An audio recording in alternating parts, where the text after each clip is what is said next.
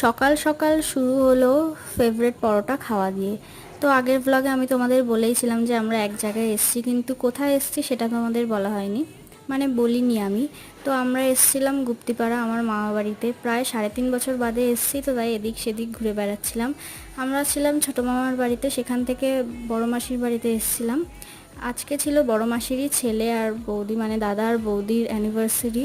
তো সেখানেই এসেছিলাম সেই উপলক্ষে। তারপর আমরা একটু খেয়ে দিয়ে পার্কে চলে এসেছিলাম বিকেলবেলায়। তারপরে পার্ক থেকে চলে গেছিলাম স্টেশনে একটুখানি বসতে, মানে ঘোরাঘুরি করতে করতে আমি আর আমার ভাইপো চলে গেছিলাম, মানে দাদার ছেলে। তো এখানে আমরা একটু ট্রেন দেখে স্টেশনে বসে ঘুগনি খেয়েছি।